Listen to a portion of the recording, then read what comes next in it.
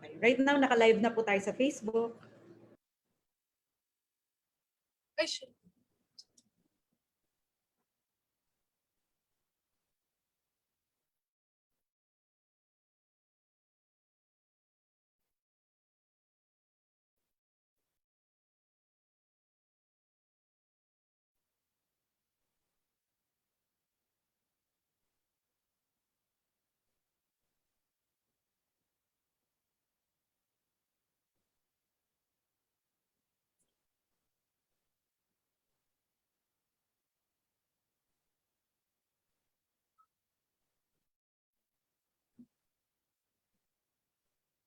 Hello everybody, good afternoon sa lahat ng manonood. The sun is shining, it's a beautiful day. Welcome dito sa ating webinar series kung saan bibisituhin natin ang mga galawang plantita at plantito. I'm Mia Howell, coming to you from my little garden, and I am honored to be your host for today. In this episode, we'll be talking about urban gardening in the episode called Tanimang Bahay. This episode is brought to you by the cooperation of the Office of Senator Risa Hontiveros and the UP Center for Women's and Gender Studies. I'm sure napakarami niyong kilala na bigla lang dumami ang halaman at tanim sa bahay, lalo na dito sa mga urban areas kung saan maliliit ang space, tulad sa Manila. But before we begin, let's hear from the Senator Risa Hontiveros. She is one of the advocates of urban gardening and urban farming in the Senate, kaya siya ang nag-host nitong event today online. Let's listen in. Ang bawat kapwa mama ko ng Happy Mother's Day. Sana po ay nag-e-enjoy tayo sa araw na ito. Welcome po sa unang episode ng Galawang Plantita at Plantito. At ngayong hapon, pag-uusapan po natin ang tanimang bahay o ang pagtatanim sa loob ng ating tahanan bilang libangan. Pag nagbubukas ako ng Facebook, karamihan ng kumare ko, purong mga plantita na. Mayroon sa atin nagtatanim ng halaman dahil nakaka-relax ito at nakakawala ng stress. Ang pagtatanim ay isa ring epektibong paraan ng pagtuturo ng sense of responsibility sa isang tao. Pero dahil may krisis, dumarami rin ang mga kababayan nating nagtatanim sa loob ng ating bahay upang may makain o madagdagan ang ating kita. Basta may espasyo, kahit maliit, matataniman na ng gulay. Hindi natin maikakaila. Marami sa ating mga mamamayan ay nagugutom at nakakaranas ng malnutrisyon. Habang natututo tayo ngayong hapon, isaisip natin ang pinakamahirap nating mga kababayan at kung paano matutugunan ng mga munti nating taniman ang kumakalam nilang sikmura. Bukod sa pagpapabuti ng ating mental health, nawa ay makahiligan natin ang pagtatanim upang makatulong sa pagtugon sa mga issue tulad ng food security at sustainability sa ating bansa.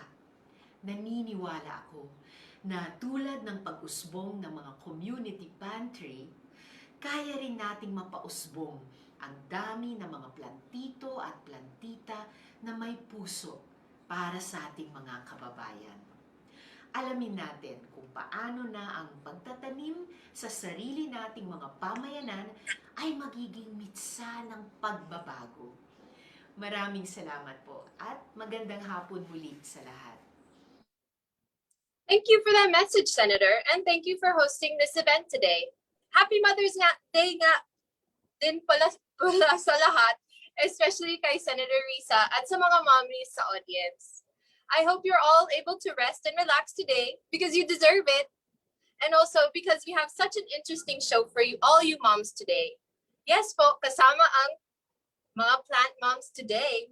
With that, let's hear from a woman who has truly been one of the kindest and most caring people in my life, Dr. Natalie Africa Verceles, Director of UP Center for Women's and Gender Studies. Happy Mother's Day din, Ma'am Natsi. Thank you, Mia. Magandang hapon po sa ating lahat. I hope everyone is safe and doing very well amidst the unrelenting COVID-19 pandemic. Happy Mother's Day to all the mothers and to all those who have taken on the role of mothering others. Thank you for being virtually here with us on this lovely Sunday afternoon. It is an honor and a pleasure for the UP Center for Women's and Gender Studies to partner with Senator Risa Hontiveros and her office for episode 1 of her urban farming campaign. The focus of this afternoon session is Tanimang Bahay, which is most relevant in the context of a pandemic, wherein we have all gotten to know our homes so much better because we have never spent so much time in them in our entire lives.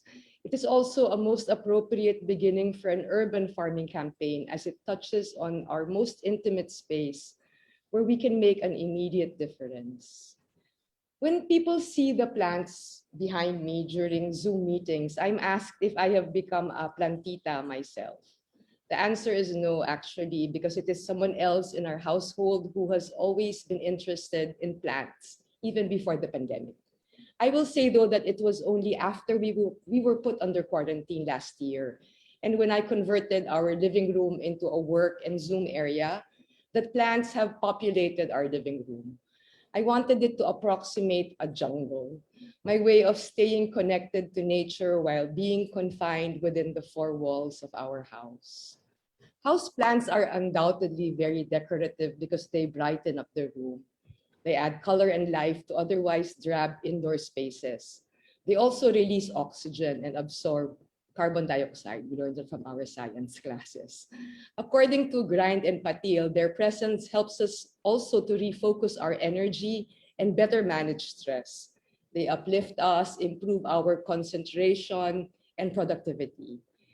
Plants make our lives happier and our minds healthier. I'm certain there are many additional benefits if you grow and care for the plants yourself.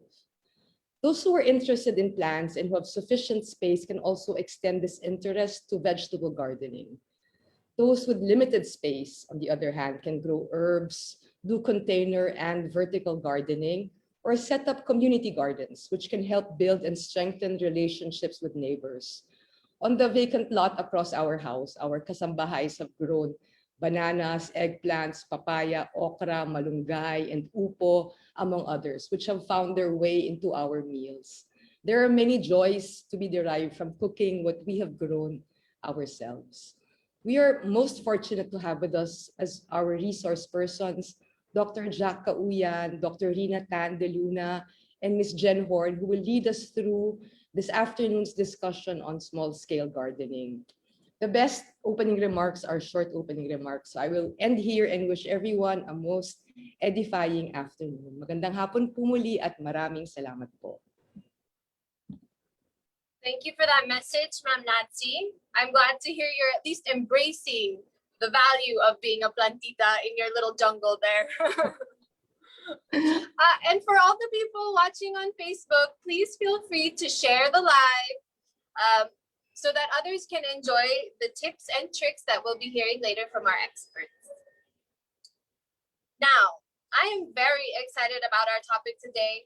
Bakit nga ba biglang nauso ang urban gardening? Pati sa akin, na dating brown thumb. Paano ba magsimula? At saan pwedeng dalhin ang mga newfound skills pagdating sa pagtatanim? Sakto, kasi today, we're also joined by 3 wonderful ladies who will be answering these questions and more. Let's meet our guests. First, we have Dr. Rina Tan de Luna. She is certified todo super duper plantita. To the max daw ang pagiging plantita niya. She is the college secretary at the UPLB College of Veterinary Medicine. She is an advocate of organic agriculture, and during this pandemic, she honed in to providing support systems for women through community gardening training and technical support. Good afternoon, Dr. Rina. Hi, Mia. Good afternoon. Happy Mother's Day. Happy Mother's Day din po sa iyo.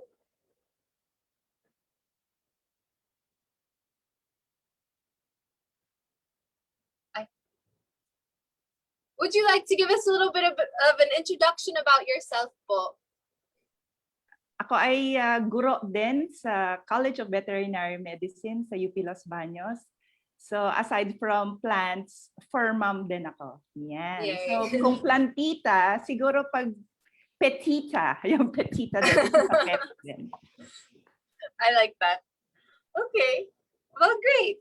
How have you been helping women through community gardening training? How has that been going? Nagsimula kami kasi nung COVID nga, no, di ba, nandito lang tayo sa mga bahay.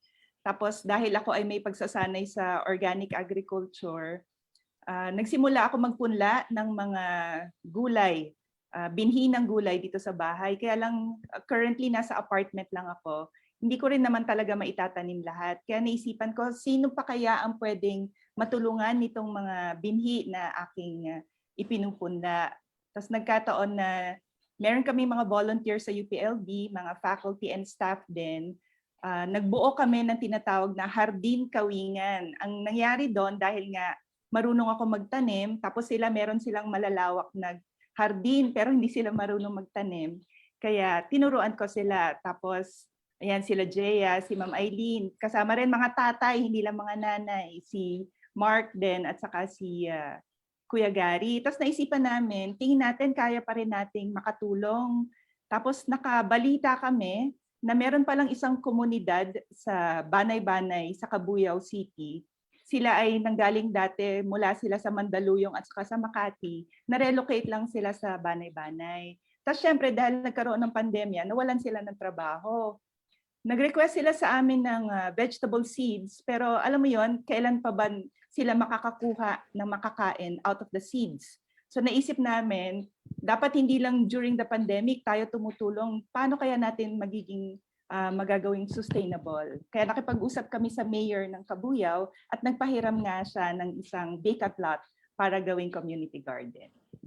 That's great. I'm so glad that you are helping people find food when they need it. Okay, thank you, Dr. Rina. Next, we have Dr. Jaclyn Marie Cauyan, an assistant professor in the counselor education area of the College of Education at the UP Diliman. Her expertise is in guidance and resilience. Welcome, Jack. Hi, magandang hapon Mia, magandang hapon sa lahat ng ating mga participants at attendees dito sa Zoom at saka sa Facebook. Happy Mother's Day sa inyong lahat. Okay. Katulad ng nabanggit ni Mia, ako ay guro sa Kolehiyo ng Edukasyon sa UP Diliman. Ako rin ay isang counselor. Ang aking area of specialization ay women and children in difficult circumstances. Okay. And then ngayong pandemic, ako ay naiimbitang magbigay ng talk at talakayan tungkol sa mental health, at self-care. So, ako ay hindi plantita, yun ang aking hindi ako plantita. Ang nanay ko at ang mga tiya ko, aunties ko ang plantita kasi sila ang lumaki talaga sa farm. So dito sa aming bahay, dito sa Quezon City, mayroon kaming garden sa harap at saka sa likod ng bahay, at ang nagme-maintain nito ay ang aking nanay, pero dahil nasa US siya, meron kaming kausap na nagme-maintain nito kasi talagang napatunayan na hindi ko pa hindi pa malakas ang loob kong mag-alaga ng halaman. Pero nakita ko yung epekto ng paghahalaman sa mental health ng nanay ko, at siya ng aking mga tiya. Kaya siguro yun yung maaari kong maibahagi mamaya, sa habang dumadaloy ang ating talakayan. So magandang hapon muli. Hi po. Hindi po halata na hindi po kayo plantita sa background niyo eh. Parang Actually, pagka nasistress ako, tumitingin ako sa pictures ng lavender. Yeah. Yeah, it's very Kasi soothing. napapakalma. Nagpapakalma siya. Okay, well, I hope to hear more about how you are helping women and children in difficult circumstances coming up later. Thank you, Dr. And finally, now we have Ms. Jen Horn, our sustainability advocate. She is the program designer, project manager, and coach of Haraya. She is the founder of Muni, and she is also a professor at Ateneo. She offers personal and professional coaching as well. She has been working with urban green communes on how to create a more mindful and sustainable world. Hi there, Ms. Jan.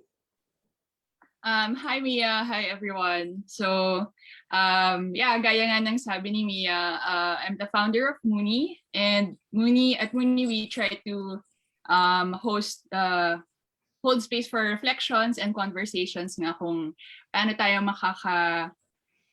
makakatungo sa isang makakalikasan, isang sustainable na society. And nagsimula siguro yung Plantita journey ko is when nag-host kami last May actually. So 1 year ago, nag-host kami ng isang event on parang Urban Gardening 101 or something. We had Rina Papio to talk about composting, and she's with Green Space Pilipinas, and we also had Gio Espital, who's with Elementum and Good Food Community, to talk about just how to get started with planting. So mula doon, parang nag-host kami ng gantong event. Parang syempre ginanahan din ako lalo din sa mga tips na share ng mga guests namin. Tapos doon din napag-usapan yung programa nga ng DA na nagbibigay ng free seeds. So pagkatapos noon, nag-commit na talaga ako. Tapos parang sinabi ko na, okay, parang inimbita ko rin yung mga kapitbahay ko na parang, gusto nyo ba sabay-sabay tayo? Kuha ako ng seed sa DA. Sabay-sabay na. Tapos, so yun, parang doon siya nagsimula. Tapos nagkaroon na kami ng maliit na Viber group sa kaming mga magkakapitbahay. Tapos nalaman ko rin yung ginagawa ng Urban Green Communes na sinimula ni JC Tejano. Tapos meron din kaming Facebook group na parang isang lugar kung saan ka pwede mag-share ng ideas, ng resources, or actually kahit seeds or kahit na actually produce yung mismong pinitas mo na sa community garden nyo or sa backyard mo, na pwede mo i-share dun sa Urban Green Communes nga, food sharing in Metro Manila na group. So parang yun yung contribution ko sa conversation nito. So looking forward to also learning more from my fellow panelists. Yeah, that's great. It's so nice to hear how your organizing has kind of started organically and finding, like-minded people. So I guess that's something we will continue to touch upon as we go through today's discussion. So I guess start muna tayo with something na relatable sa lahat. Everyone and anyone is welcome to answer these questions, ha? So yung paglago ng napakaraming plantito at plantita sa ating bansa, pati sa mga cities, within the context of city life and under the weight of COVID, what makes being a plantito or plantita or plantao something special?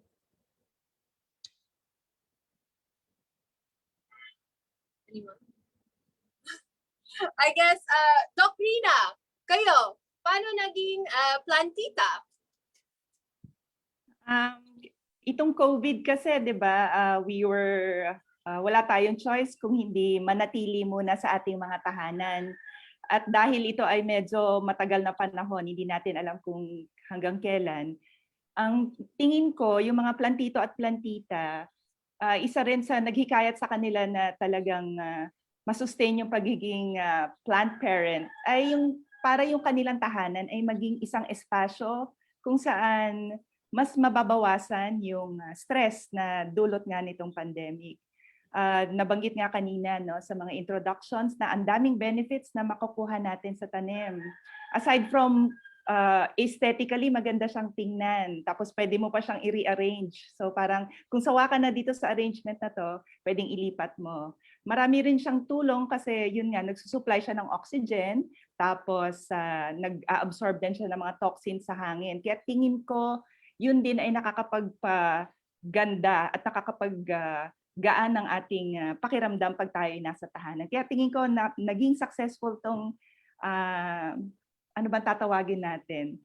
Kultura na pagiging plantito at plantita kasi nga ang daming benefits na nakuha natin from plants. Tama. As somebody in the audience has said that it's been a big stress reliever for them. Kayo, Ms. Jen, how do you think that mindfulness connects to yung pagkaka-plantita? Well, I'm just going to your earlier question din kung bakit nga sa tingin ko na nauso siya. And yun na nga, maliban sa parang forced tayo na manatili sa bahay, parang isa na rin siyang naging libangan para sa mga tao.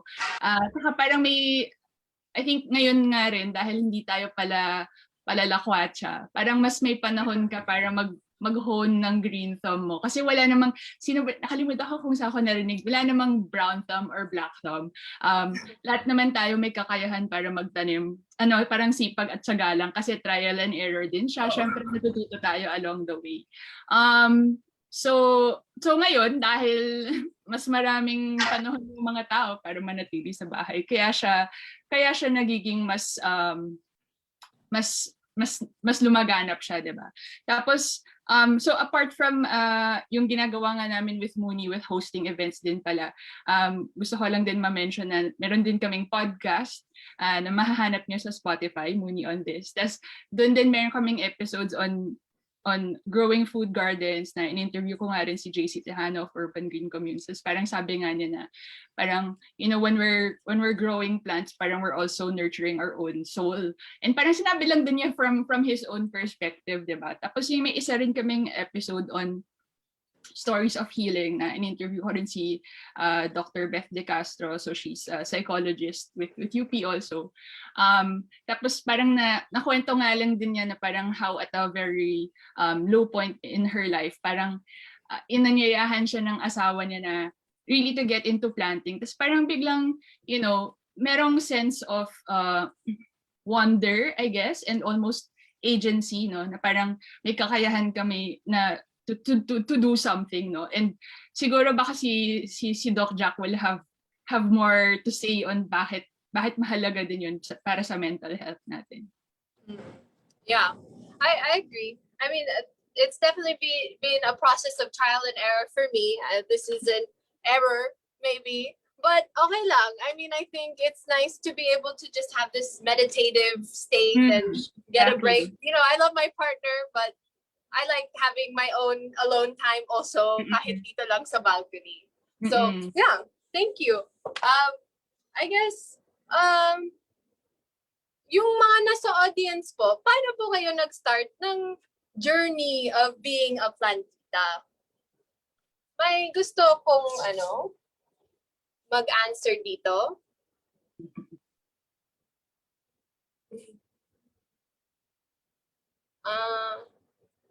Kasi nababawasan yung iisipin ang mga tao for mothers. Yes, I agree. So, okay. I guess we can talk a little bit more about how gardening is different a little bit for us who live in the city. There are challenges, obviously, when trying to grow in the city, both individually or in a garden.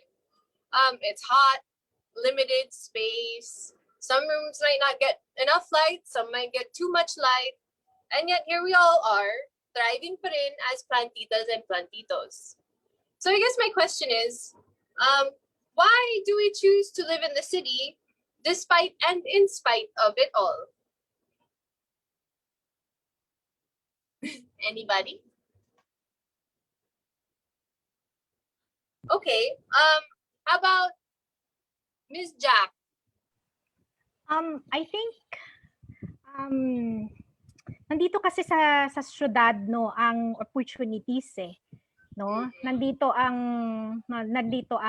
makakahanap ng trabaho, no, mas malapit sa mga commercial establishments, no. Kumbaga parang sentro ang mga syudad, no. Kaya mas maraming mga tao ang na-attract, no, na tumira, no, at makipamuhay, no, at makipagsapalaran, no, sa pagpunta, no, at paghahanap ng trabaho dito sa syudad. Kaya kahit na maganda sana ang buhay, no, sa probinsya kasi malinis ang hangin, no, tahimik, ay yung iba nagde-decide talagang pumunta, no, sa mga cities kasi nga nandito ang trabaho, no. Kaya kahit na mainit ay talagang tinitiis, no, ang buhay dito sa city. Kaya I think, no, isa yun sa mga rason kung bakit marami pa ring tao dito sa sa syudad. Baka yung iba kong mga kasama ay may idadagdag. Salamat. And yeah, I mean, what kayo po, Doc Rina, are there challenges for women or people in general in accessing food that is nutritious and healthy and fresh when we're here in the cities? Dito sa amin, naging mas mahirap talaga ang access sa food, lalo na nga nung COVID. Very particular tayo doon. Kasi kahit meron tayong pambili, pero andun na nga yung takot natin na baka magkaroon tayo ng COVID, no? Pero ang nakakalungkot din, yung iba, kahit pwede naman silang lumabas, ay wala naman talaga silang pambili. Kaya ang isa rin dun sa aming advokasya ay to grow your own food. Sabi nga namin, lalo na ngayon, kung ikaw ay may tanim sa sarili mong bahay, hindi ka na mamomroblema pa na makumpleto yung sangkap sa iyong lulutuin. The more na pag ikaw kasi yung nagtatanim at alam mong ang pamamaraan ng pagtatanim na ginamit mo, kagaya kami, we're using the organic way of farming or natural farming. So sigurado kami na ang nakakain namin ay ligtas, hindi kami gumagamit ng mga nakakalason na mga chemical. At yun ang tinuturo namin sa mga community gardens namin.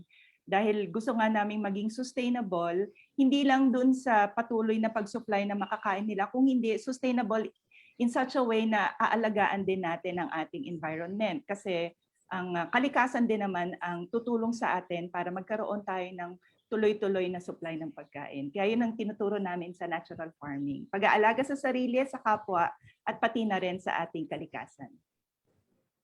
So to alleviate or relieve some of these stresses po, paano mag-start magiging plantita? Miss Jen, po, paano Doc. ka nagsimula? Miss Jen. Miss Jen, sige, kayo na po muna. Ayun nga, so parang yung sinabi ko nga as well, nakakatulong talaga pag meron kang komunidad na parang mag-encourage sa'yo, no? So, kung takot pa kayong mag-dive into it, ini-encourage ko kayo na mag-join kayo ng Urban Green Communes na Facebook group or kung ano-ano pang group dyan, napakadami. Or kung meron sa inyong mga magkakapitbahay na interesado, edi yun din, katulad nung ginawa ko, pwede kayong kumuha ng free seeds from DA, sabay-sabay kayong kumuha, tapos parang nakakaaliw din yung parang magkakamustahan kayo na parang, oh, kumusta na yung okra mo? Tumubo na ba? Diba? So parang ganun lang. Tapos, wala, subok lang kasi, magkakaroon talaga ng casualties dyan, hindi lahat mabubuhay. Pero parang yung maganda sa pagtatanim is, pwede ka pa rin magsimula ulit.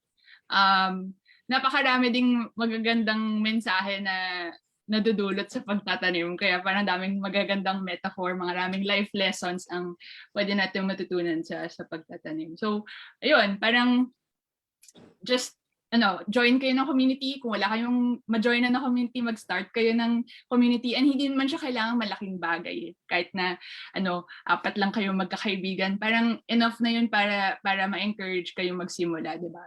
Tapos, wala, try lang talaga. And libre naman yung seeds sa DA anyway, diba? So what are you growing now? Do you have any crops that you're very proud of at the moment? Okra was one of the first things talaga. Madali talaga siya.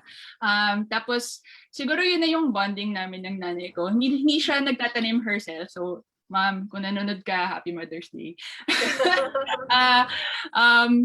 Parang tuwang-tuwa siya na yung parang naging morning routine na niya na siya yung tagapitas ibang tao yung magtatanim, pero siya yung mag-harvest ng okra. So, yun, parang that's masaya siya. Tapos, or basil or Thai basil din, madaling, dati actually hirap ako magtanim ng basil, pero ewan ko, biglang nung sinimulan ko ulit ang pagtatanim last year, parang, hindi na pala namamatay yung basil sa akin. So parang, okay, may kailangan lang na effort na, to just get the hang of it, and then eventually, ma-realize mo it's doable. Tapos parang ngayon nga parang ako, neighbors, kung ever kailangan nyo ng basil, sabihin nyo lang ako kasi ang dami kong pwedeng i-harvest para sa inyo. Actually, malaking, it's a good point din na naging bonding experience yung gardening. Like, I called my Lola before this, and I was like, Lola, I'm doing a thing on, pagtatanim, and she was like, anong alam mo dyan? But, she was smiling because when I was a kid, it really was a bonding experience for her and I to garden and be productive together. So I feel like that's an important point as well. And it doesn't have to always work out in our favor necessarily. Pero maganda din yung bonding experience. The process is enough din naman, no? Okay, so I guess Ms. Jack, how can this gardening help our I know you're not a plantita, but how can the gardening help us bolster our mental health during this time? How can it help our bonding experiences with the people we're locked in with for this whole year? Yeah, oo. Alam naman natin ang epekto ng pandemic ay lawak, no, sa physical at saka sa mental health ng natin, no. At nakita natin na maraming mga plantito at plantita, at malaki yung epekto ng pagtatanim, no, sa mental health, kasi actually nabanggit na kanina, pero ibabahagi ko yung mga parang kwento sa akin ng mga nakakausap ko, no, during our sharing sessions naman, no. Ang sabi nung isa, no, meron akong 3 na nakakausap na plantita, no. Sabi nung isa, calming siya at grounding siya, no, in the sense na dito ba sa city kasi, no, dahil masyado ng urbanized, no, mahirap tayong mag-connect sa nature. Pero dahil nagtatanim, ito ay oportunidad na mag-connect sa nature, no. At ang sabi naman nung isa ay nabanggit kanina ni Miss Jen, no, maraming life lessons na natututunan sa pagtatanim. Unang-una, nagiging pasensyosa kasi hindi naman agad-agad tumutubo yung yung tanim mo, no. At minsan merong mga tanim na namamatay kaagad or nakakain ng mga ibon, no. At sabi nung isa ay heartbreaking siya, no, kasi nga nagtanim ka pero inalagaan mo, pero minsan mamamatay, no. Pero sabi niya, nakikita niya yung yung parallelism sa buhay na minsan, no, gagawin mo yung best, no, pero hindi minsan magiging positive yung result, no. Kaya subok ulit, tanim ulit, no. So yung ganong klase, no, na aspeto ng kumbaga realization sa buhay, no, na pag hindi umubra ay susubukan ulit, no. At nakikita rin na ang pagtatanim ay nabibigyan ng pagkakataon ng plantita or plantito na mag-focus, no. Alam naman natin na dahil sa pandemic ay na-blur ang work at saka ang home boundaries natin at napaka-stressful ng buhay. So minsan pag stressful na masyado ang sitwasyon, no, pwedeng ang ginagawa ng isang plantito at plantita ay lalabas muna siya sa kanyang garden at pupunta muna dun sa kanyang mga tanim, no. At tawag dito, nakakapag-focus, no, muna, at binibigyan din ito ng kumbaga yung pagkakataon yung tao na magkaroon ng break, no. Nakakatulong din siya sa pagkababa ng anxiety, no. Nakakatulong din siya sa mga individuals with depression, no, kasi nabibigyan sila ng sense of control, no? Nawala ngayon sa pandemic na ito. 'Di ba? Parang nawalan tayo ng sense of control no? Hindi natin alam kung ano yung mangyayari in the future, no? Wala pang bakuna, hindi pa natin alam kung kailan matatapos ito. Pero in our own little way, no? I mean, lalong-lalo na sa perspektibo ng mga plantito at plantita, may control dito, no? Nagtatanim ka, no? Nakikita mo na lumalago yung tanim mo at naaalagaan mo siya. So in a way, it helps them, no? Kumbaga be empowered in that sense na mayroon akong control, no, sa aspetong ito kahit papaano ng buhay ko, no? Kaya yun. Unfortunately, ang daming binigay sa atin na lessons from COVID, from the pandemic, from the lockdowns. And lalo, minsan mahirap dito sa mga cities. There's been a lot of reports on an increase in gender-based violence. Many have lost their jobs or are struggling financially. Ang hirap mag-ipon ngayon. There's an increased risk of teen pregnancy and maternal mortality because, access to reproductive health care is harder. Kids are home, and you're right, the burden of this work-home balance and the work that goes into having a home, into making a home, has increased drastically. Ang dami talagang babae din sa front lines ngayon. Not even just in the hospitals, but, the women who have become teachers, the women who have had to continue working to put food on the table. So it's clear, I think, that women have unfortunately been disproportionately affected by the pandemic, no? So there is a lot of literature on the benefits of gardening for our mental health, diba, Ms. Jack? And so I guess, what role do you think that there's a particular role that gardening can play in the lives of just women, or whether for everybody? I guess for everybody's mental health, or for women lalo? Pwede, I mean, ang gardening naman ay open to everyone, hindi ba? No? Oo. Yes. So may role naman ng gardening, no? Pero ang nakikita ko kasi kung titingnan natin sa perspektibo ng kababaihan, dahil ang mga kababaihan ay kumbaga no, I mean, culturally, no, tinitingnan as carers, no? Kumbaga ay at saka kumbaga may role din siya in the community making, no? I'm sure nabanggit na kanina ng mga kasama kong panelists na may mga communities naman, no, sa urban farming and gardening, no? At nakikita ko na maganda rin itong sense ng bonding community, no, among women and among others who are interested in this endeavor, no?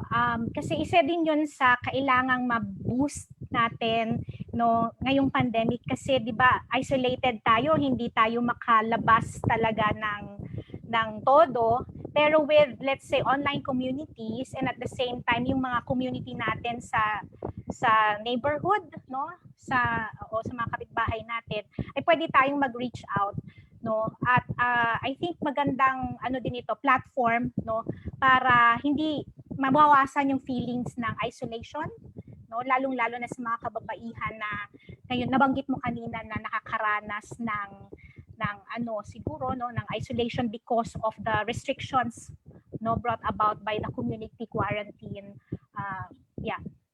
na nabigay sa atin. Kayo po, Ms. Doc Rina, nakita mo ba sa organic agriculture endeavors nyo na there are a lot of women there who are really benefiting from the efforts that you guys are doing through gardening?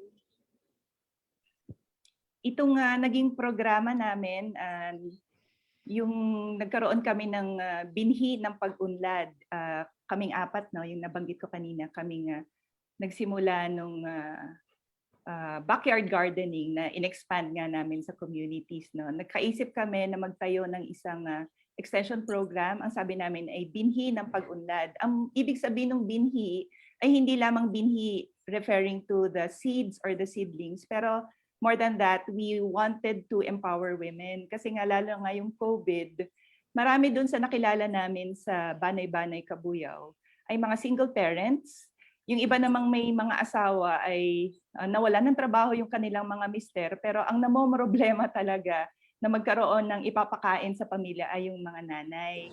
Kaya nagtayo kami ng hardin ni nanay. Yun ang tinayo namin, hardin ni nanay. Maniniwala ba kayo? Tingin ko sila talaga yung mga super plantita. Sila ay age 51 to 63 years old. Tapos kung familiar kayo sa organic agriculture, labor intensive talaga siya. Kasi lalo na yung pinahiram na lupa sa amin, ay tinatawag namin patay na lupa kasi tinambakan lang talaga siya. Dahil wala rin naman kaming choice noon kung hindi gamitin na lamang yung lupang yon. Ang sabi ko sa mga nanay, syempre naawa ako kasi hindi na ka nanay, parang mga lola na sila. Tapos sabi ko, okay lang kaya na pagbubungkalin ko sila ng lupa kasi grabe yung land preparation sa organic agriculture kung gusto mo talagang mabuhay yung lupa. Buti na lang, no, sila rin naman ay nagtiwala sa amin. Nagkakilala lang kami noong July 2020. Nagsimula kami ng land preparation ng October. At ang nakakatuwa, nagkaroon kami ng isang malaking harvest noong December. Yun ay tingin namin binigay na rin lang sa amin kasi naalala nyo ang daming dumaan na bagyo. Pero nagulat kami at naisalba yung mga tanim ng mga nanay. At talaga naman tuwang-tuwa ako kasi nakita ko yung ngiti na naibigay, na idulot sa kanila nung nag-harvest sila ng gadon kadami. Kasi alam nila na hindi na nila mapapakain lang yung kanilang pamilya kung hindi makakatulong pa sila sa barangay nila at makakapagbenta pa sila. So nagkaroon sila ng extra source of livelihood. Kaya andito nga sa ating attendees, andito si Miss Cherry, kapartner namin sa Dampa. Damayan ng maralitang Pilipinong api. So sila talaga yung grupo na tinulungan namin at ang feedback nga nila na empower na daw yung women.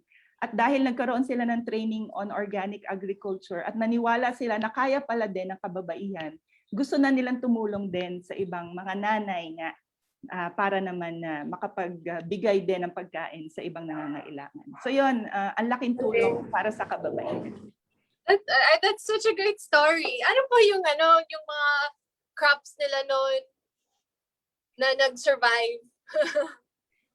Ang sinimulan kasi namin sa organic farming, naglagay muna kami ng mga herbs. So yung mga, ang tawag dito, lemongrass, tapos, kasi yun ang aming insect repellent. So ihahanda mo muna bago ka magtanim. Tapos nagkaroon ng programa ang DA na binhi para sa pamayanan. Nagkaroon sila ng mga ready-to-plant vegetable seedlings, tomatoes, eggplant at saka yung siling panigang. So, naging recipient kami. Ang dami nilang binigay sa amin, sobra-sobra pa doon sa lupa. Kaya nagbigay din kami doon sa barangay. Nagkaroon sila ng mga backyard farms din sa kanila. Saya naman. Oo, ang ganda ng suporta din ng mga local government units. Oh, I mean, I'm glad that the LGUs are getting on board with this kind of concept, you know. Okay, how about you, Ms. Jen? I know that you're involved in some community gardening yourself in the cities. How have you seen the role of women in community building? Through gardening or through, whatever? Yeah, so parang madalas ko rin sinasabi na yung usually yung mga attendees ng events namin largely composed of women. And just also in another podcast conversation that we had on gender and conservation and power, parang it seems like mas nakikita ng role ng women yung role nila as part of like their community, and so they tend to get involved in these sorts of initiatives. Pero parang at the same time nga parang kailangan din natin ma-normalize na hindi lang siya trabaho ng mga kababaihan. At parang gaya nga ng sinabi ni Doc Rina kanina, 'di ba, na nung sinimulan niyo yung garden niyo, 'di ba, parang hindi lang naman yung mga babae, hindi lang yung mga nanay, yung mga tatay din. So parang gusto ko rin marinig sana yung kwento pa na yun further from Doc Rina, paano na anayahan yung mga lalaki rin, 'di ba, sa sumali sa mga ganito. Yeah, I mean, I agree. Doc Rina, do you have any comment on how to get the men in our lives involved? Sige, babanggitin ko yung dalawang tatay na kasama namin. Una si Mark Lester Chico.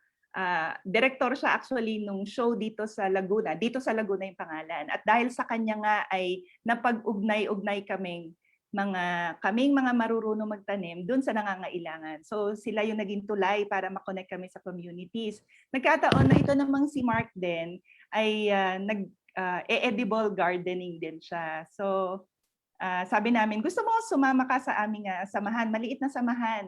Hindi lamang para mapalago yung iyong edible garden kung hindi makatulong din. Lalo na nga at marami siyang kakilala nga na communities, no, na matutulungan. So hindi lang pang sarili talaga yung intention namin kung bakit namin binuo yung samahan. Pangalawa naman si Kuya Gary. Si Kuya Gary ay isang staff sa UPLB, pero siya rin naman ay may mga anak, tapos maliit lang naman ang sweldo niya. Kaya nung nagkaroon ng COVID, nagpatulong siya, nagsabi siya sa amin na, Doc Rina, pwede ba akong sumama sa samahan nyo? Kasi meron siya ring anak na maraming allergies. So gusto niya na mabawasan yung gastos niya sa pagbili ng mga medisina sa pamamagitan ng pag-harvest na rin ng sarili niyang tanim na grow naturally, ibig sabihin sobrang safe na hindi magti-trigger ng allergies. At ngayon si Kuya Gary, siya yung nagpupunla ng mga seedlings para sa aming mga hardin ni nanay. Kaya doon kami nagkatulungan para makatulong din naman kami sa iba. That's great. I think pwede dyan yung sinasabi nila, sana all, diba? Sana makasama all of the people in our lives, not just the ladies. I guess, pero tama yung binanggit niyo po na edible gardening. Kasi, what is the next step for a plantita? How can we turn this into something that is that will feed our communities, both mentally and physically? Recently, nakita rin natin ang paglago ng mga community pantries bilang stopgap measure sa food insecurity. Ako, nagvo-volunteer din ako sa mga pantry dito sa barangay namin. At nakikita ko na hindi po talaga sapat ang pagkain ng mga kapitbahay ko. Kaya, could a community garden be the next level pantry that could really help bridge the gap? Kayo po, Ms. Rina, what do you think? How do you think we can transform the community pantry into something a little bit more sustainable in the long run? Babahagi ko, nagkaroon din kami ng community pantry sa loob ng UPLB dahil nga maraming mga no work, no pay, no, na mga kasama namin sa UPLB ang naapektuhan ng COVID. Kaya naisipan namin bakit hindi tayo magtayo ng pantry para sa kanila.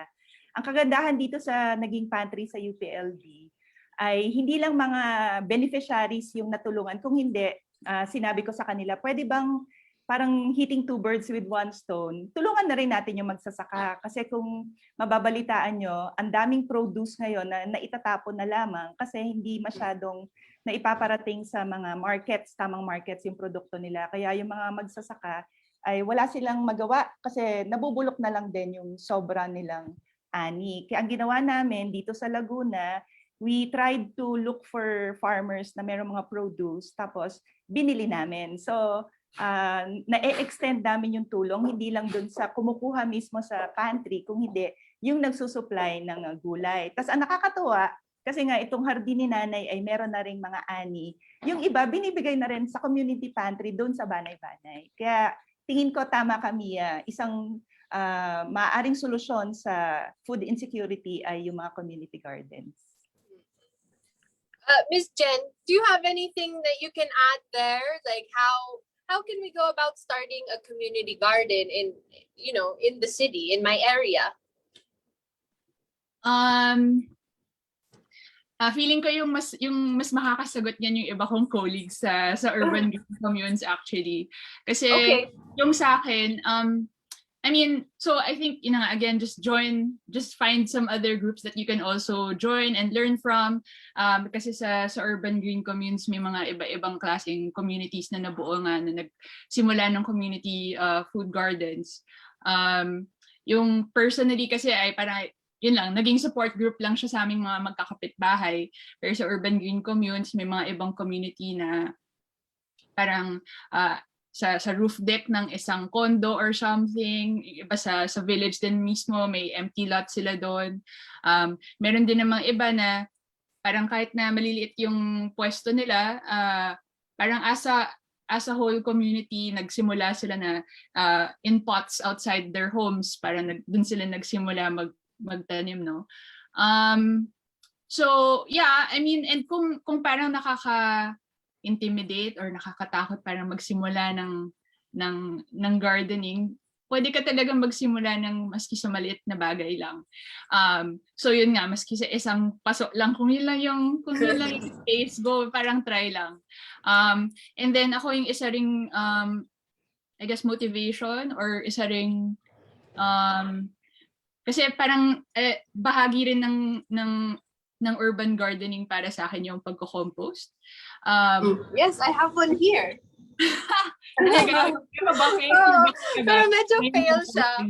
I can't wait for the lupa before I add more new stuff. So, yun lang. Trial and error talaga. Yun. So, parang napakagandang bagay din yung pagko-compost, di ba?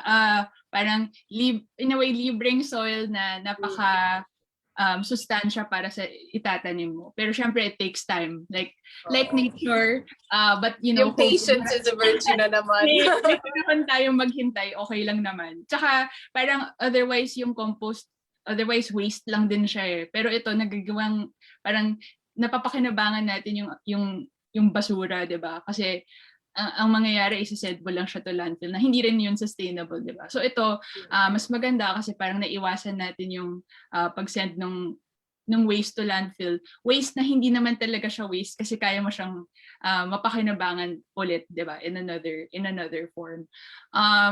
So yun, parang nakikita ko rin na may iba-ibang mga communities na nagsimula ng community composting also. Kasi for some people nga parang hindi nila kaya gawing mag-isa yung composting or wala silang pwesto, for example, para kung saan nila ibabagsak yung compost nila pagkatapos. So may mga iba-ibang communities din na parang yun din yung isa sa mga core activities nila. Tsaka yun na nga, parang sino ba nagsabi sa akin? Baka si JC of Urban Garden Communes din na parang or JC, sorry kung hindi mo pala ito sinabi ko na rin ng lugar. Pero parang hindi ka rin tunay na, well, baka na wag tayo masyado mag-discriminate, pero parang kulang pa yung plantito journey mo kung hindi ka pa nagko-compost. Dahan.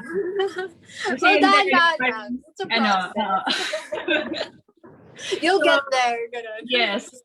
So ayun, parang I hope that that's a level up na kayang gawin ng mga tao kapag hindi pa sila kung hindi pa nila na-explore ang composting. Oh. And it's not as gross as you would think talaga. Diba? I think that's a lot of the challenge there. But I think it's important for us to talk about the idea of community because it seems like palagi natin binabanggit ang word na community. Paano natin i-share yung mga efforts nitong gardening? So, Doc Jack, and by the way, everybody, if you wanted to look up the Urban Green Communes links, nandyan na po sa chat. So, please, you can join the community there. But, Doc Jack, can you tell us from, I guess, a psychosocial standpoint, how do we motivate people to find each other and to build a community? Wow. I know it's a very heavy question. Yeah, it's a heavy question siya kasi nga, no, parang ang default kasi ngayon dahil isolated tayo is talagang bahay lang talaga tayo, no. Pero what's important, no, is to meron naman tayong access sa social media, sa internet. Oo, no. Pwede tayong tumingin, mag-search, no, kung ano-anong mga communities ang pwede nating salihan. Actually, nakakatuwa nga, nag-share na si Miss Jen ng mga links ng pwedeng grupo, no, na pwedeng salihan. Then another thing na pwede, kasi I'm also thinking, no, yung wala namang access sa internet, ay pwedeng magtanong, no, sa kanilang mga barangay, no, or kung may access sa LGU, no, kung ano-anong mga communities ang pwedeng lapitan, no. isa din sa nakikita ko, maaari din kasi sa workplace, meron, may mga sumusulpot na mga community na ano tawag dito, interesado sa urban farming and urban planting, or yung nga mga plantito-plantita. Kasi sa amin sa College of Education, may ilan na kaming mga teachers na nagtatanim, at sila yung mga nag-uusap. Nakikita ko. Plant teacher. Oo, plant teacher. Nakakatuwa kasi kinukunan nila na yung pictures ng kanilang mga tanim at sinishare nila sa grupo. At meron din kasi kaming kumustahan sa college, at nag-share kami ng mga strategies on how to cope with the pandemic. At yung iba, talagang pinapakita, ito yung tanim ko. Tapos nakakatuwa kasi ilan sa kanila nakatira sa condo.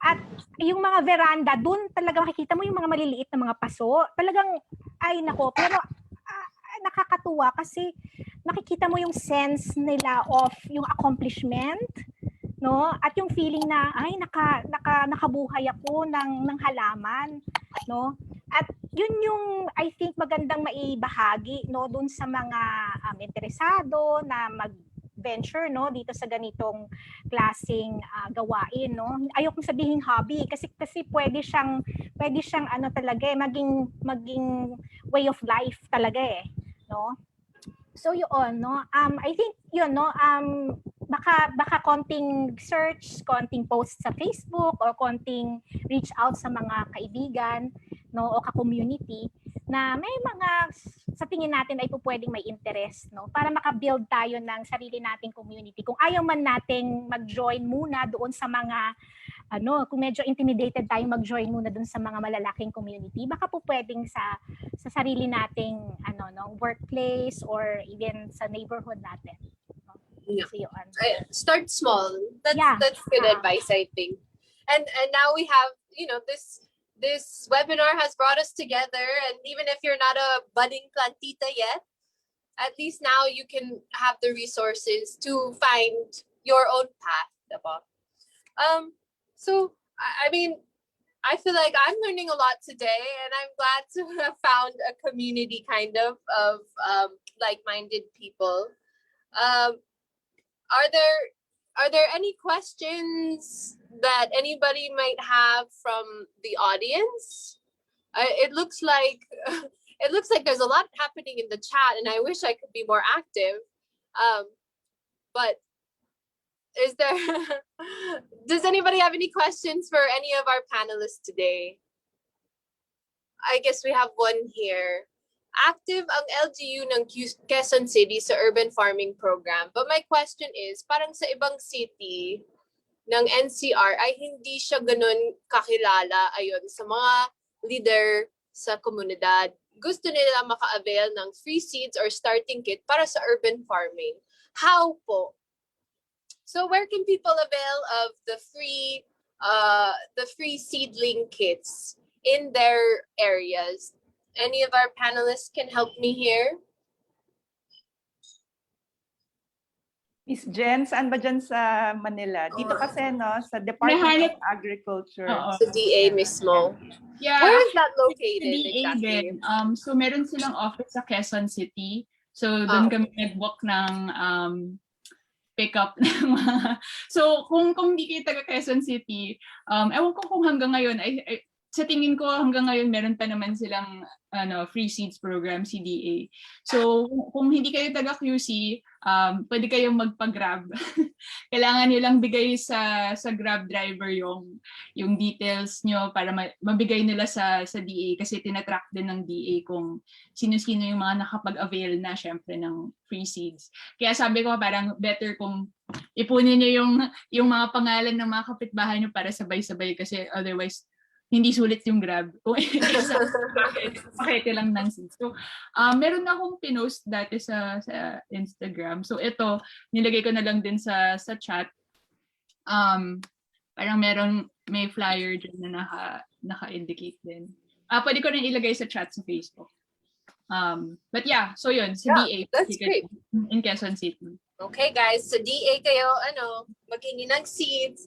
And I just I mean, I don't know exactly the person to say this, but you don't have to have seeds sometimes to grow something. Exactly. You know, and I am the cheapest person that I know. And so I wanted to share green onions po. Pwedeng putulan sa dulo and then tanim mo yung iba. Yung roots, diba? Yung basil. Sobrang good point, Mia. O nga pala, actually nangyayari na yun sa Zoom chat kanina, pinag-usapan na rin namin na talbos ng kamote, alugbate, kangkong, lahat sila sobrang dali, and yun na nga, parang from the cuttings lang, kunyari bumili ka sa palengke one time ng talbos ng kamote, saksak mo lang yan sa lupa, tutubo siya.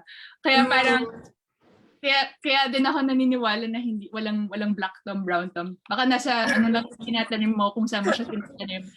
Kaya yung conditions lang tama. Pero yun na nga, for things like talbos ng kamote, alugbate, parang kahit di ka mag-try, tutubo lang sila eh. Kaya yun din, I encourage budding urban gardeners to plant with those kasi gaganahan ka kasi feeling mo kaya mo magtanim pala. And then wala naman gastos, kakainin mo naman anyway, di ba? So I feel like this is the best hobby if you're on a budget. Then you know, we have the DA offering seeds, but you can also use your food scraps to build stuff. And I guess our next level is, okay, we have our seeds, we have our cuttings.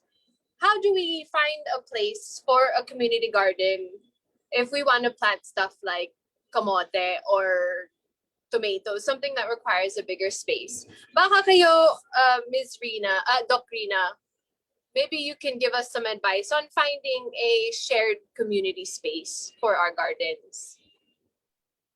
Yung sa community garden, sa experience namin, hindi ka pwedeng maging choosy. Parang kung ano lang talaga yung maibibigay sa'yo na available na lupa. Gaya nga ng sinabi ko, yung ipahiram sa amin, tinambakan lang talaga yon ng lupa. Nagkataon lang na dahil sa COVID, yung plano ng city na gawin siyang mga building, hindi natuloy. So ang sabi ng mayor, o sige, dahil tigil muna ang construction, gusto nyo, gamitin nyo muna. So yun, hindi ka pwede maging choosy, no? Pero tingin ko yun din yung isang maging magandang challenge kasi yung mga lupa na akala natin ay wala nang silbi kasi nga parang vacant lot lang siya, idle lot, nabubuhay natin at nagagawa natin na nagkakaroon ng biodiversity, parang nabubuhay natin yung bagong ecosystem. So nagkakaroon ng mga birds, butterflies, na nakakatulong din sa pollination, no? Ang kanina pala pinag-uusapan yung problema sa seeds. Ang isang magandang paraan para maging sustainable din na hindi tayo nakaasa lang sa bibilhin o hihingin na seeds. Merong mga seeds na pag sila ay nagbunga, pwede natin uling kunin yung seeds na yon, iso-store natin yung seeds na yon, tapos yun ang gagamitin nating sunod na binhi. Pero dapat maging familiar lang or dapat malaman lang din ng lahat na yun yung mga open type na seeds. Yung nabibili natin sa from seed companies, hindi sila open type seeds. Ibig sabihin, pag sila ay nagbunga, pwede naman natin kunin yung mga buto nun, pero yung magiging harvest from that, hindi na gadon kadami. So mas maganda, kunyari sa DA, binibigay nila yung open type na seeds. So magandang paulit-ulit, magagamit natin yung seeds na yon. Yan, for sustainability. That's actually, I had no idea. That's really a good tip. And I'm seeing a lot of good tips as well in the comments here in our chat.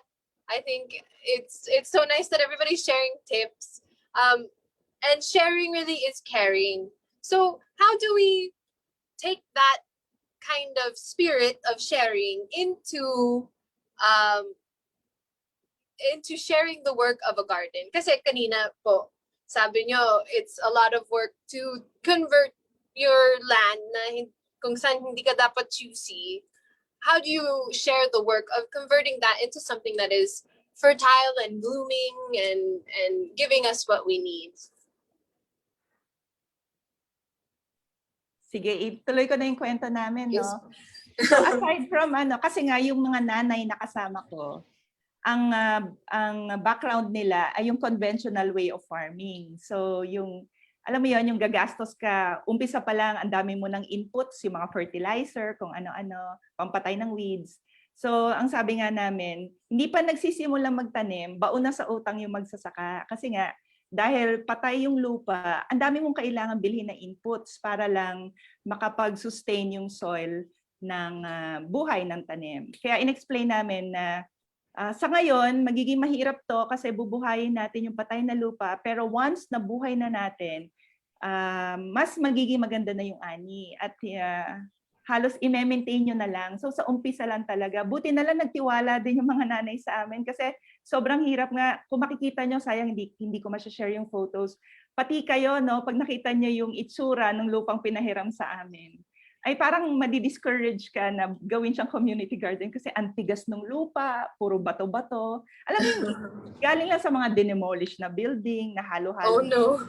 Ganon. So, ang bibigat pa ng mga bato na kailangan naming ihiwalay, tapos nagre-request kami na talagang ipatag yung lupa. Pero ang init-init, yun nga, ang init-init, tapos syempre mga nanay sila matatanda na, sila talaga yung nag-aararo. So kuminsan naaawa ako, pero nung nag-harvest na talaga sila, parang medyo naging mayabang na sila na kahit anong lupa, tingin nila kaya na nilang buhay.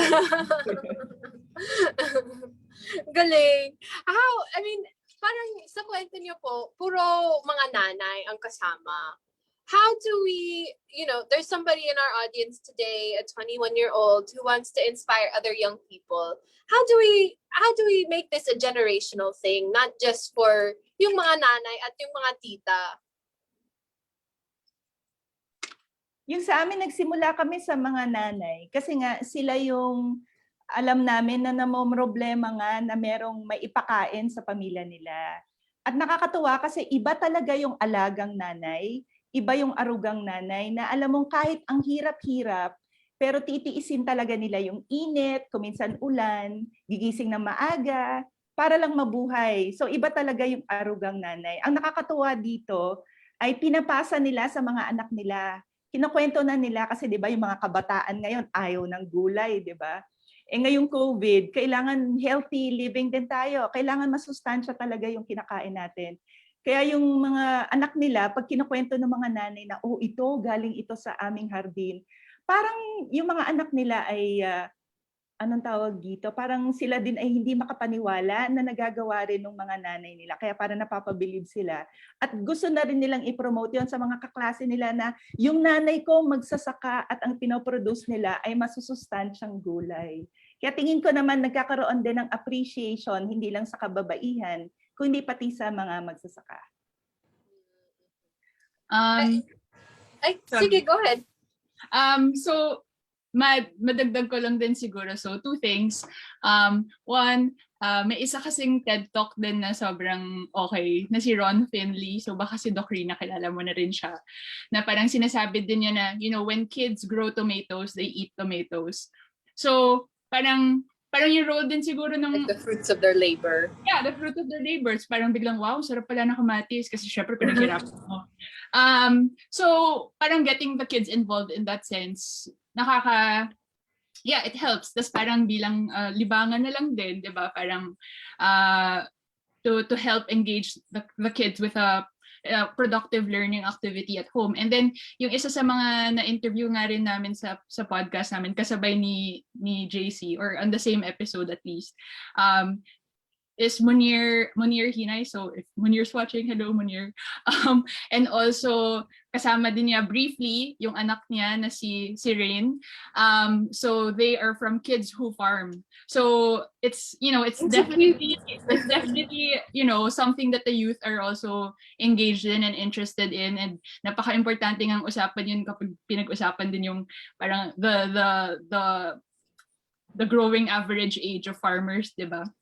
So yung ginagawa din nila Kids Who Farm is they make it parang cool and easy for even kids to get involved in farming. So ayun, kung gusto nyo i-encourage yung mga anak nyo, pwede nyo i-check out yung Kids Who Farm. Ang dami ko nang shinare, guys, wala na kayo. Oh my, you're the resource person today. Check out yung Kids Who Farm na Facebook page. Tapos minsan may mga pa-seminar din sila for kids, and parang yung how they do it talaga is kid-friendly way. Tas minsan si Rain nga mismo, I forget if she's 10 or 11 years old ngayon, siya mismo yung nagbibigay ng ng lecture kasi alam na niya. So parang ang galing lang din, and gusto ko lang din i-acknowledge na syempre tatay si Monir. So hindi lang to para sa mga nanay din. So parang it was him also, yun na yung bonding nila ni Rain. Tapos parang si Rain na inspired din sa tatay niya sa pagtatanim. So kaya yun yung parang that's what brought her on the journey, and now they're doing this together, which is pretty amazing. Yeah, I mean, it's such a sweet story whenever parang namana sa'yo yung love of gardening from your dad or your mom or for me, my lola. Are there any members of the audience today who would like to share, how they inherited a love of gardening? Mia, magdagdag lang ako habang Sige po, tayo. go lang. Oo. Anday yung, di ba meron akong kinikwento ng mga kasamahan ko sa trabaho. Meron isang kasamahan na meron siyang anak, 3 years old. Nakakasama niya sa pagtatanim, no, sa condo nila.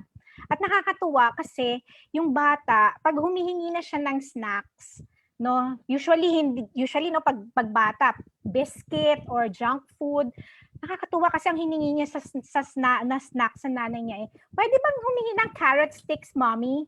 Imagine, no? Yung ganun ba na nakikita nila na nagtatanim si nanay o si mommy na pwede nating makain, at nakita nung bata na, uy, pwede kong makain itong mga tanim ni mommy.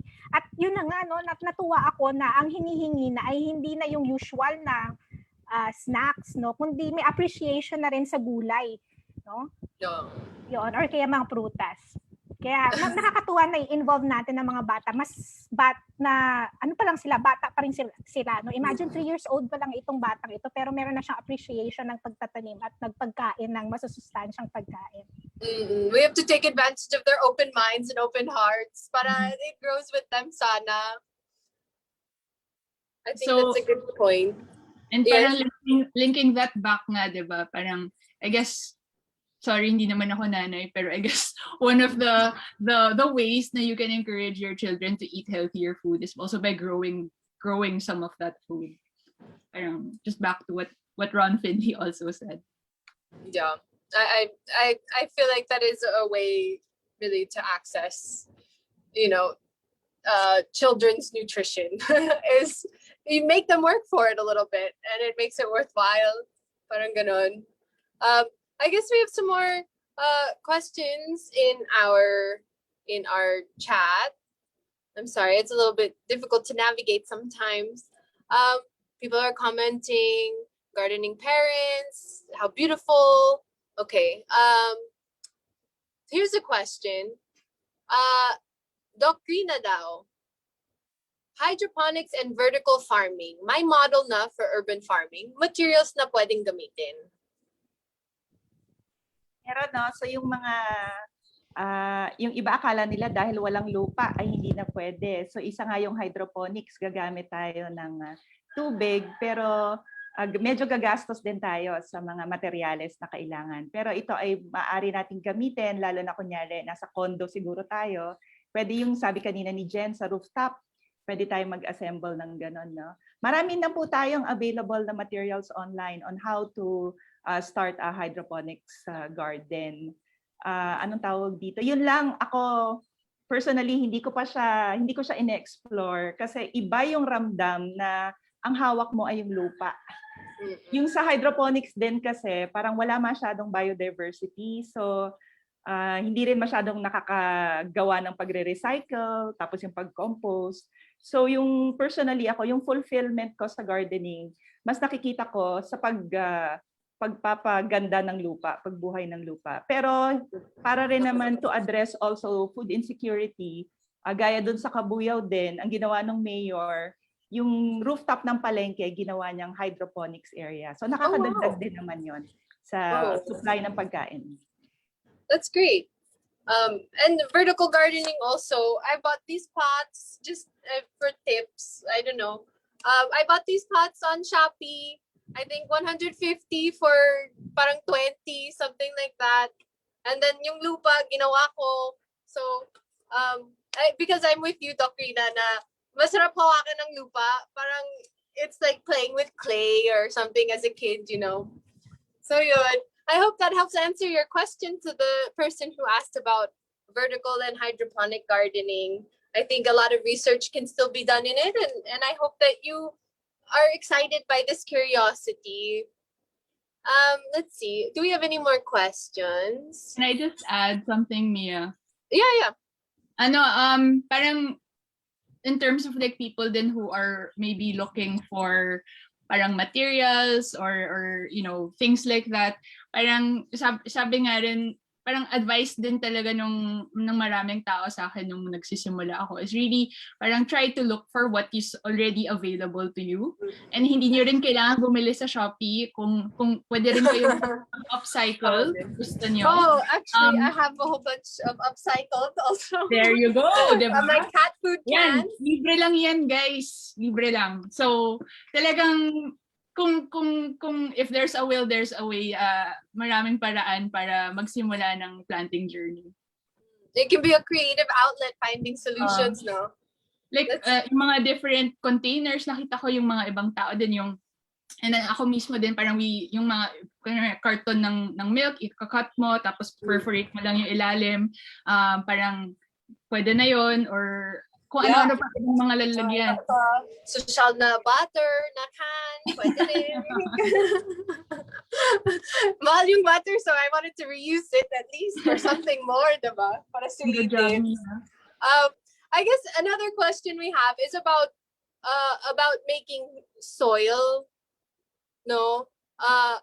Ang challenge sa amin ay sustainability ng pag-produce ng soil. May sinusubukan kaming program, pero mag-start pa lang. So I guess, anyway, I guess you, Jen, you're probably a good person to ask since you're about the compost life. Paano mag-produce kaya ng compost to help with this person's soil problems? Well, I have to say that compost takes time. So if you're looking to plant kaagad, baka kailangan mo muna bumili ng potting soil ganyan. Or I think there are certain barangays din na nagpo-provide ng free compost. So it's again parang trying to know what's available in your area. Alam ko sa QC parang may community may tanong niyo na lang sa Urban Green Communes, guys, kasi hindi ko alam lahat. Join kayo ng Facebook group ng Urban Green Communes, tapos tanong niyo si JC. Yes, meet me there, guys. They started their community garden with no resources practically. Tapos may nag-donate sa kanila ng compost. So agad-agad, parang it wasn't even some substandard potting medium. Compost na siya kagad na parang sobrang rich for growing their crops, and they got that for free from Gulayan at Bulaklakan yata yung parang naalala kong name kay JC. Pero that'd be cool to know, like a composting program. And then pag nagsimula rin kayo ng composting sa sarili nyo, depende syempre kung anong mga method kasi may iba-iba. Pero yung sa amin sa bahay namin, we practice anaerobic bokashi composting, which I guess feeling ko, Mia, yun din yung ginagawa mo kasi mukhang condo yung mo. Well, I just put dry ingredients and wet ingredients and water, and then hinahalo ko minsan. Pero, okay. Yeah. And then may mga butas sa ilalim ng garbage. Pero yun lang. Okay. So I don't know what type that is. I'm not sure either. Pero yun, so parang with bokashi composting, yung maganda din doon na habang parang pinapahinog mo yung compost mo doon sa bucket for 2 weeks, pwede mo rin i-harvest yung juice kasi parang syempre parang nag-liquefy fertilizer yung contents, di ba? Tapos you can use that, i-mix mo lang yung compost juice na yun with dechlorinated water. Para dechlorinated, sinasabi nila para hindi mamatay yung parang microorganisms na healthy microorganisms na nabuhay na sa compost juice mo. Sorry if this is a bit too parang technical sounding, but yun. And dechlorinated water, that is just either tubig ulan kasi wala na siyang chlorine, or kung nawasa man yung water, pahanginin mo lang siya for 24 hours, then you mix that with your compost juice, tapos yun, may libre ka ng fertilizer para sa mga tanim mo. Somebody Yeah. also recommended the water that you use for washing your rice, you can put on your plants, or yung eggs, what I do, I put palaging nabubulok yung banana ko. So I take the bulok na banana and I put it in water. And then that's what I use as a fertilizer. Medyo mabaho lang, pero okay lang. Parang masaya yung plants ko doon. So I guess there are so many ways, and I feel like maybe we should do like a follow-up session on just composting and fertilizer. No, malaking bagay din yun. Yeah. Anyway, so I guess it's time to tie us back into the role of women in rallying our communities. How, what is the role of women in rallying the community, whether it be in gardening or in just building a community? Do you have any words, Ms. Jen? No. I don't know. I feel like, again, parang ang strong din ng role of women. I think even in Philippine society, like I'd like to think that ang laki ng influence ng mga babae sa kanilang mga pamilya, sa kanilang mga community. I mean, syempre iba-iba tayong lahat, iba-iba yung circumstances ng mga iba't ibang tao. Pero yeah, I think that women really have the capacity to move other people. And so I'm also encouraged by all of the stories of like amazing women in the Muni community, or like those who are starting their own food gardens with urban green communes. So and definitely may support network that exists din naman for these women. So happy to also hear from Doc Rina and Jack. Yeah, thank you. Okay, Doc Rina, do you have any final parting words for us budding plant people? Gusto ko lang dagdagan din yung sinabi ni Jen. Yes po.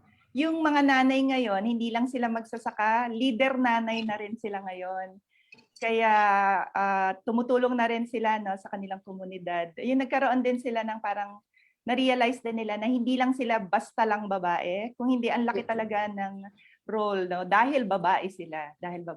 So yun din yung gusto naming ma-realize nila, na hindi dapat tingnan ng mababa ang mga kababaihan, kasi ang laki talaga ng nagagawa para maging resilient din yung ating communities, lalo na ngayong pandemya. So ako siguro, ang isa ko lang din gustong ipakiusap sa mga plantito at plantita, dahil alam naman natin yung maraming benepisyo na nakukuha natin sa mga tanim, ay i-extend na rin natin yung ating pag-aaruga sa inang kalikasan. Dahil Mother's Day ngayon, wag nating kalimutan yung ating inang kalikasan. Subukan natin na we coexist with nature. Lahat ng nasa kapaligiran natin sa ecosystem, wag nating gawin na tayo lang yung mangingibabaw. Pilitin natin lahat tayo ay kayang mag-coexist. So yun lang. Thank you. Doc Jack, speaking of resilience of Mother Earth and of our mothers on Mother's Day, do you have any final words for our budding plant tao? Okay. Ang mga mahalaga siguro sa punto de vista na isang counselor, mahalagang bigyang kumbaga appreciation at value yung mga kwento ng ating mga plantito at plantita, lalong-lalo na yung mga kababaihan, kasi alam naman natin na for the longest time, 'di ba, ang boses ng kababaihan na hindi naririnig, so magandang i-appreciate natin, at bigyang halaga yung kwento nila, ng kanilang plantito journey. Isa din na magandang tingnan ay, kasi syempre different levels yan, maaring yung mga plantita journey ay individual muna, so dahil naghahanap ng for self-care, for self-care or for mindfulness, kumbaga ay nagtatanim sila. Pero maganda rin siyang palawakin mga sa community level, no, na ang aksyon naman na ito ay hindi lamang personal kundi yun na nga, no, pang pamayanan, pang komunidad, no. Kaya ako ay kumbaga sumasang-ayon sa sinabi ni Doc Rina at saka ni Miss Jen na ito ay paakyatin, no, sa level ng pamayanan or ng komunidad na hindi lang yung pag-aalaga ng mga halaman sa sarili nating mga bahay, pero pag-aalaga din ng ating inang kalikasan. Siguro din dahil Mother's Day, siguro maganda rin alagaan din natin ang ating inang bayan, hindi ba? Diba, no? So, yun, no? Pag-isipan, pagnilay-nilayan din natin ang nangyayari sa ating inang bayan. So, happy Mother's Day sa lahat. Thank you po. So, I guess, does anybody have, in the audience, anybody with any final tips, tricks, or, just final testimonies about how great gardening is for yourself, for your self-care, or for feeding your families? I'll give you a second or so to chat me up. Okay po. So, I guess that's it, folks. But please feel free to engage with the groups that have been given to us by Ms. Jen, Doc Rina, the tips for self-care and for mental health from Doc Jack.